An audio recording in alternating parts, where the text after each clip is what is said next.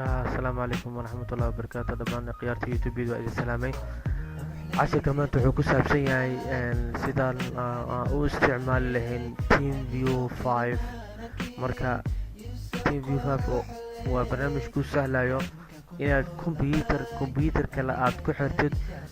isticmaali kartid kombiyuutarkaas kale sida adigu kombiyuutarkaaga kala joogo kale aad u isticmaali kartid waa barnaamij maasha Allah aad u cajiib badan kuna sahlaya qofka saaxiibka ama walaalka ama walaasha qofka ahaataba inaad ka caawin kartid problem software haddii ku dhaco hadda adiga macnaha kaga aqoon roon tahay marka barnaamijkaani tuso marka internet explorergaaga fur kuna qor hadda carabi waa inaa english doortaa meesha englishan ka dhigaa marka waxaa ku qortaa TeamViewer 5 freedownload.com labadaas link midkaa dooro kan hoose ku dhufo marka kan hoose ku dhufo dhag markaa ku dhifatidba waa kana kusoo baxayo last version kii ugu dambeeyay nooc ugu dambeeyay waaye oo last version marka download ku dhufo last version macnaheedu waa kii ugu dambeeyay oo soo baxo shirkadda macnaheedu nooc mar sanad waxay soo saartay kan waa nooc ugu dambeeyay oo 2010 waaye marka uu ku soo dega marka aan barnaamijka hore ugu jiro waa kana marka open fur macnaheedu waa ku shubayna hadda install nagaste personal kuwa kan shirkadda isticmaalo nagaste labada jeer ka saar nagaste normal nagaste wax kale ma kaa rabo intaas bisa maraysaa labada kale personal inta hadda okay finish aan leenahay finish marka furqa kana marka furtid isla marka ku soo baxaba sidaan kugu soo baxaya marka ku soo baxaba waa sidaan marka meesha hore waxa ku qoran ID numberkaas qofka siinay tan labaad marka qofka ID-ga soo dalbado iyo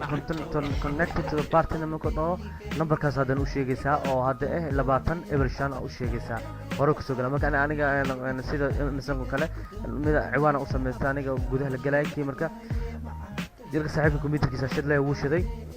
isla markiiba magaca u sameysana sida qofku macnaha numberkiisa loo arkin aabita heeron ku qortay jack connectan leh passwordkiisa dalbada passwordka markuu dalbada isla markiiba passwordkiisa isoo sheegay waa gelaya meeshaan marka dag afar number leh passwordka password leedahay load on aan leedahay bis computerkiisa ugu xidhay waa kana ma sha Allah so computerkiisa ugu xidhay computerkayga waa kana computerkiisa start menu program accessories caada u isticmaali kartaa ma computer fur waa kana caada u furka sida computerkayga kale right click properties kala raba inaan saaro desktopka waa kana soo saar desktop kaas filmay soo tabar is apply okay hore kana waa saaray right refresh kana waa kana filmay fa abuur ahmed u bixina qeybada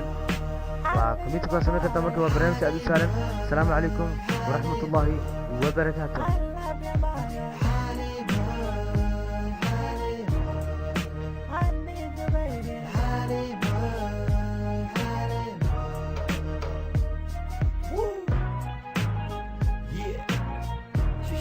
Record Killer aka on the shit rock. Yeah, I already know.